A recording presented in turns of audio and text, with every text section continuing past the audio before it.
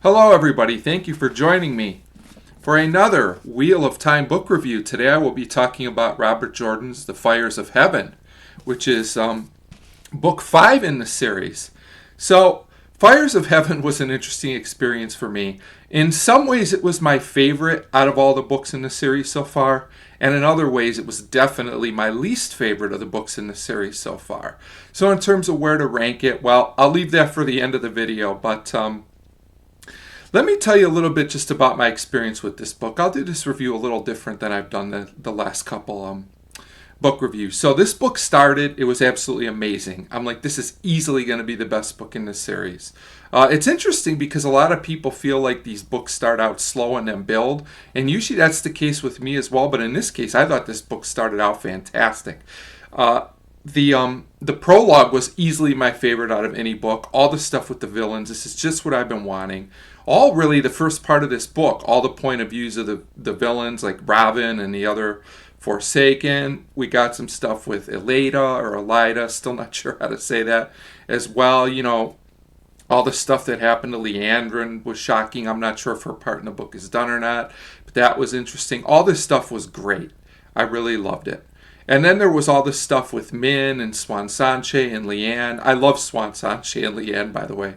Swan Sanche is an interesting character because she's really lost like all her powers, so to speak, and it'll be interesting to see if she gets them back or not. But that really makes her an interesting character to see if she can overcome this. And so all this stuff was great. I love Min, one of my favorite characters, but very underutilized in these books so far. I hope that changes. But so everything was going great, and then this book just kind of hit a wall. And that's really due to the two main plot lines, which had their ups and downs for me. And then, of course, the book ended phenomenal again, the last like 150 to 200 pages or so. Not sure really where it kicked into gear again. When all the big fighting started, the book got amazing again. So I'll start with Rand's storyline, which is more good than bad. So I really enjoyed Rand's storyline for the most part. I enjoy how his character is kind of right on the brink of madness, but isn't really quite there yet, and you're not sure if he's going to stay sane or not. That's interesting. All the stuff with him and Avienda was great. In terms of they finally hooked up, and I really enjoyed that. I'm like, finally, it's about time. We knew it was coming. But then that part of the plot line kind of just sinks, and they kind of just go back to how things were before.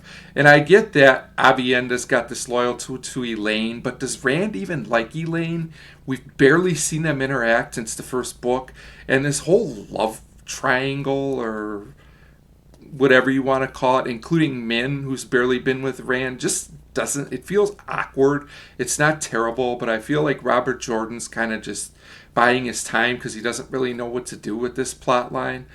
And I'm really not loving it at this point, but it's not really boring. I just think it's strange. And I did appreciate getting a lot more from Avienda in this book. Also, all the stuff with Rand and Asmodean, I think is how you say it. I was saying Asmodean, but when I was reading it, but I think it's Asmodean was also interesting. And there will be spoilers, by the way, in this book review, obviously, if you haven't figured that out yet. But what happens with Asmodean at the end of this book was shocking, how he just gets killed off. I didn't see that coming. Another great part of this storyline was, I gotta say, Moraine has never been one of my favorites, but I really enjoyed her character in this book, which means I should have saw what was coming, that they were basically going to kill off Moraine, although I'm not convinced that her and Lanfear are gone. I hope Lanfear is, because that character has become the least interesting of the Forsaken, in my opinion. She's kind of run her course, but Moraine was just getting interesting, so of course they killed her off. I get it. It's the thing they do in these kind of stories where they kill off the mentor, so the main character can kind of grow for themselves and, you know, expand that part even more. But I should have saw it coming because I was finally liking Moraine. And then they go and kill her off. Whether it's temporary or permanent, I'm not sure. And then like the letters that they were reading after that Moraine left, it was pretty touching, actually. I'm not going to lie. I also felt kind of bad for Lan in this book. So I appreciated all that stuff. The other part of Rand's storyline, though, that I'm not appreciating, and that honestly I have a hard time getting through, is all this stuff when he's talking to different Aiel commanders. They all just kind of blend together. Like, I get expanding the world and creating all these characters and different groups, but I feel like Robert Jordan doesn't do a good job always of distinguishing one from the other. And honestly, like I even look in the glossary and some of these people's names aren't even there, or I can't find them. So I figure they're not that important. So if you're telling me they're not that important, why are we getting all this information with this? Now, maybe I'll be wrong and all this will come back to mean something really significantly. But as of right now, I'll be honest, I'm tempted. I haven't done it yet, but I'm tempted to just skim over these parts. Now let's talk about, so overall though I did like Rand's storyline much more than I didn't like it. Just a few things I think could be trimmed down. This whole book really, if it was 100 pages shorter, would be much better in my opinion. But I know some will disagree. That's just my take on it. Now we'll get to where the real issues lie with the Elaine Nynaeve storyline. Now look, there's good aspects of this storyline. Nynaeve continues to be a character that's gotten some good development. I liked her development quite a bit in this book. Elaine is just boring.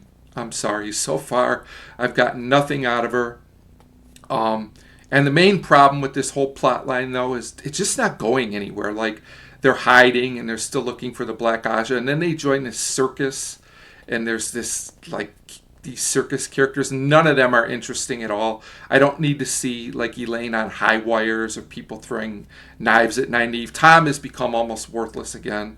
He goes back and forth from book to book in terms of his usefulness, in my opinion. But this whole circus plot, I don't know if it's going to come back in a later book or not. I hope not, but knowing Robert Jordan, it might be more important than I think. But I'll be honest with you. I usually read a decent amount of chapters a day. I was reading one chapter at a time when I got to this part of the book. And there's so many chapters dedicated to this stuff. At one point, I think there's 4 or 5, maybe 6 of them in a row. Like I said, I was only reading one a day just to keep updated and remember what was happening. This stuff was brutal to get through. I really didn't enjoy it at all. What I did enjoy, though, it's not all bad. There were some good parts of this plot line because Nynaeve and Elaine bringing Bridget back from out of the dream world and kind of in the real world, for a better way to say it, is really interesting. Bridget is already a more interesting character than Elaine, and it's interesting that she's a warder now. I'm curious to see where this character goes. This is something completely unique and different, and not something I've really seen in a lot of fantasy stories where someone's kind of ripped out of one reality or one world and brought into another one. It's been done, but I haven't seen it done in this way before, I don't believe. And I think this could be a very interesting storyline. And I also like how Nynaeve at times in this book really felt bad about all these things that were happening. And it kind of showed that even though she's still stubborn and kind of hot-headed at times, that she does kind of have a softer side that does feel guilt and remorse. And she's also starting to subtly learn, I think, that she can't always just react quickly and do things her own way. Sometimes there are consequences for that. So that part of the characterization I really enjoyed. I just didn't like the circus stuff really at all.